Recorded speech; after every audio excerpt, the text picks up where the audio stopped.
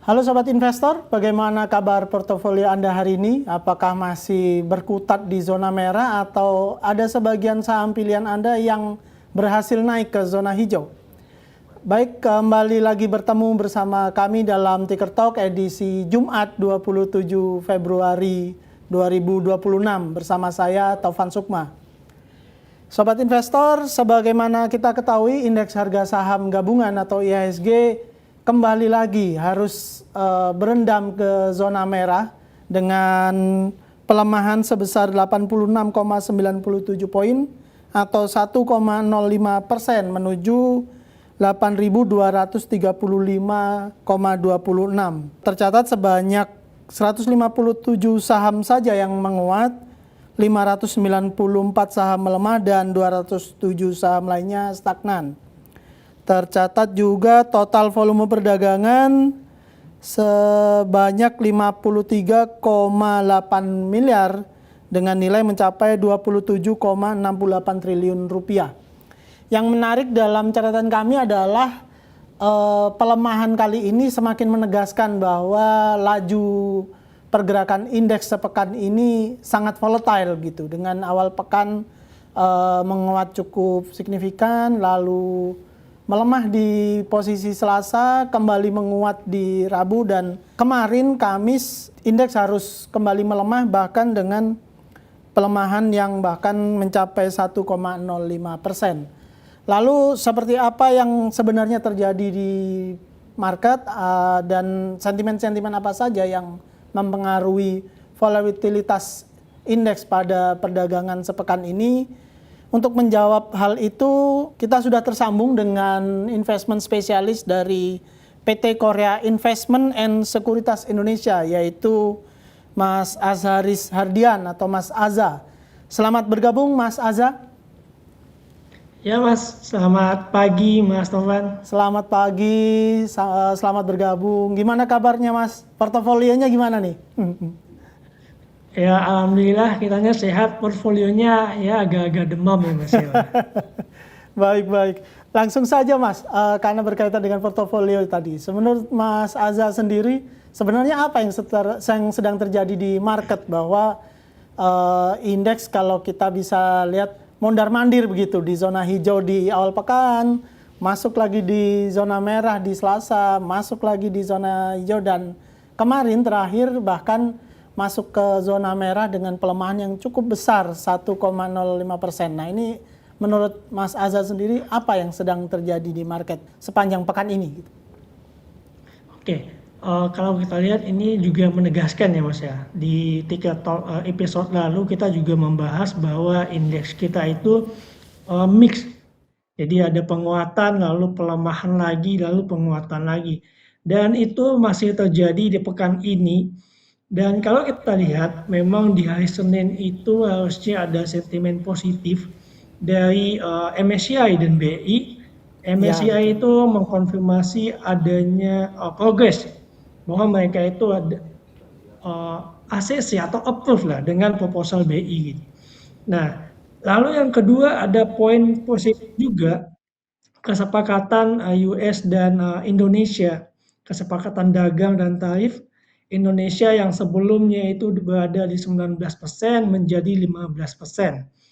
Nah, itu udah cukup membuat IHSG menguat pada hari Senin. Lalu di hari berikutnya terjadi pelemahan lagi karena Kejaksaan Amerika membatalkan tarif tersebut dengan maksimal cuma 10% dan maksimal tambahan cuma 15%.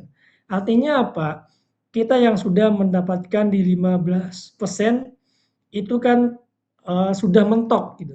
Jadi adanya potensi dibatalkannya tarif dari US ke Indonesia tentu dengan tarif-tarif spesial gitu. Jadi ada beberapa produk yang diekspor ke Amerika mendapatkan tarif 0%. Tentu itu juga berpotensi gagal. Jadi itu yang menyebabkan di pertengahan pekan ini terjadi pelemahan dari IHSG. Lalu pada hari Kamis kemarin itu juga ada sell on strength teman-teman, dan IHSG melemah 1,05%, dan ini masih mengenai tarif. Jadi Indonesia itu dikenakan tarif 104% terhadap panel dan solar panel. Nah, kalau kita lihat kan ada produknya solar dan solar panel. Kenapa market bereaksi cukup besar terhadap tarif tersebut? Karena turunan dari solar panel itu juga ada komoditas itu, ada nikel dan segala macamnya dan itu mendorong IHSG di hari Kamis itu melemah. Di samping sisi memang likuiditas masih belum cukup besar kalau kita bandingkan di periode-periode sebelumnya kita bandingkan dari awal tahun seperti itu, Mas. Nah, baik Mas. Jadi sebenarnya persoalan tarif ini sangat-sangat mempengaruhi gitu ya, bahwa sempat disepakati, udah ditandatanganin, maka sentimennya positif, terus kemudian dibatalkan jadi sentimen negatif, dan terakhir juga seperti Mas Azza bilang tadi ada tarif tambahan untuk solar panel dan berikut produk turunannya ya. Nah, kalau untuk kita melihat di kondisi domestik sendiri Mas, seperti apa? Kita tahu kan salah satu pelemahan yang terjadi karena saham-saham dengan kapitalisasi besar yang ada di market itu yang biasanya justru jadi penolong begitu, jadi penopang indeks untuk bisa bertahan di zona hijau misalkan, tapi di akhir-akhir ini mungkin di sepekan terakhir malah justru jadi pemberat bagi pergerakan indeks sendiri. Nah, ini menurut Mas Azza seperti apa? Oke, kalau kita lihat big caps kita itu likuiditasnya nggak mengarah ke big caps gitu. Jadi likuiditas kita atau saham-saham yang mengalami penguatan ya sejak awal pekan itu malah di second liner gitu. Jadi likuiditas itu mengalir ke story sektoral dibandingkan ke blue chip. Jadi teman-teman juga bisa lihat bahwa saham-saham yang naik itu pasti diikuti dengan atau digerakkan oleh sentimen positif dari story dia. Apakah itu akuisisi, like issue, atau LPS membahas MOU dengan emiten lain gitu. Nah, itu digerakkan oleh itu. Jadi likuiditas itu berpindah dari yang mungkin kita tahu banyak larinya ke big cap, pindah ke yang memiliki story sektoral gitu. Tetapi kita lihat saham big cap juga ada yang mengalami performanya yang bagus di pekan ini. Kalau kita lihat itu dari Tekim dan INKP itu lari kencang karena ini memang sektor rotation ya. Jadi investor memang lagi beralih nih ke sektor pulp and paper dan energi karena adanya ekspektasi perbaikan komoditi pricing secara global. Jadi pelemahan big cap ini bukan berarti ya fundamentalnya buruk, tapi lebih ke secara preferensi dari investor saat ini mencari alfanya, jadi imbal hasil yang lebih tinggi gitu. Ya, dan ya memang risikonya juga tinggi. Nah, lalu di kemarin di hari Kamis laporan keuangan dari BBRI itu juga rilis. Memang sesuai dengan konsensus itu laba bersihnya itu turun 5%. Jadi juga ada dampaknya dari sana seperti itu. Nah, dengan yang sudah Mas sampaikan tadi dari kondisi domestik, terus sentimen atau tekanan juga dari luar, sebenarnya kalau kita ngomong untuk proyeksi investor atau mungkin pertimbangan investor untuk memulai perdagangan pada hari ini, sebenarnya sentimen apa saja sih Mas yang kita bilang punya pengaruh cukup besar di market saat ini gitu? Oke, selain dari yang kita bahas dari geopolitik dan domestik secara keseluruhan, sebenarnya sekarang itu menarik di periode Februari, Maret, dan April nanti, karena ini kan full year di 2025 itu keluar gitu, laporan keuangan 1 tahun itu rilis, jadi kita bisa mencermati memang saham-saham yang memang dari sisi laba bersih dan pendapatannya itu meningkat signifikan gitu. Jadi ketika nanti rilis kan itu mendapatkan apresiasi dari market, apakah itu ada rating dari market, misalkan sahamnya itu belum kemana-mana dengan adanya berita laporan keuangan dia keluar, laba bersihnya meningkat signifikan, itu kan berpotensi diapresiasi oleh market. Jadi kita melihat sekarang itu adalah earning season Jadi kita bisa cermati saham-saham yang memang dari sisi sektornya itu menguat di 2025, itu kita bisa cermati karena nanti di 1 tahun laporan keuangannya keluar, kita bisa lihat berapa kenaikannya laba bersih dan pendapatannya, dan harusnya itu menjadi sinyal bagi investor apakah itu untuk jangka panjang atau memanfaatkan momentum re-rating ketika laporan keuangan rilis nanti. Baik, baik.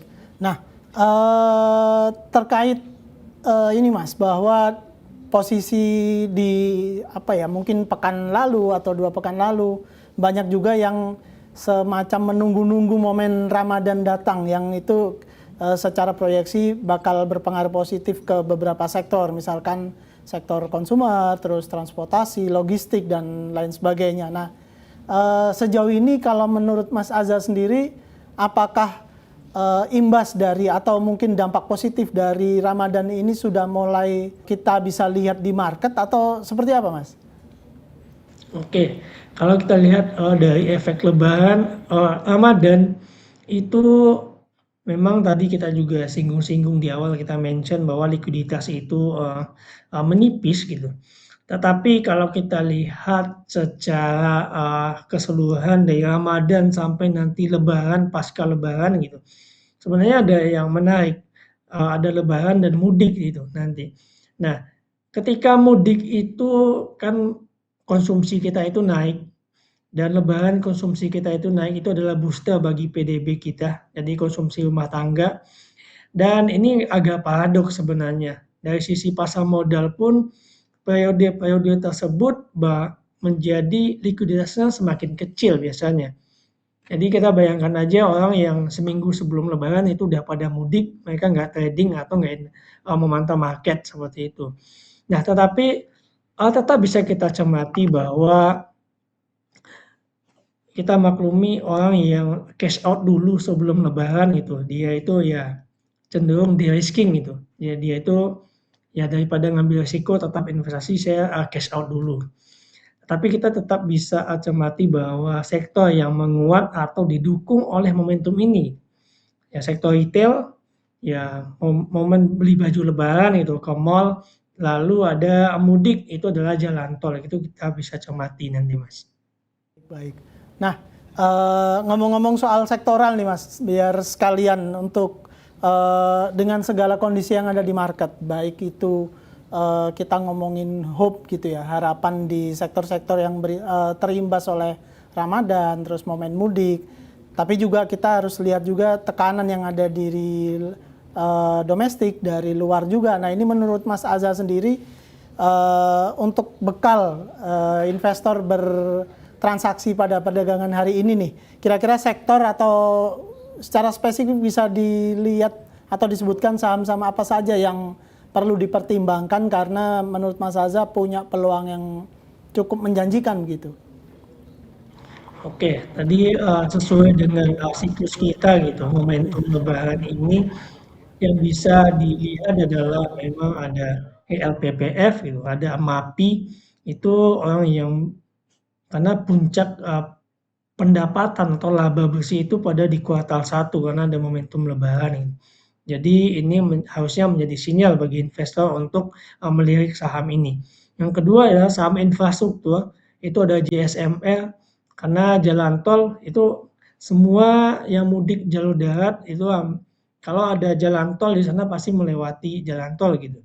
Jadi ini menjadi sinyal juga bahwa ini cash flow JSMR atau jalan tol itu paling besar ketika momen ini gitu. Jadi itu bisa kita cermati.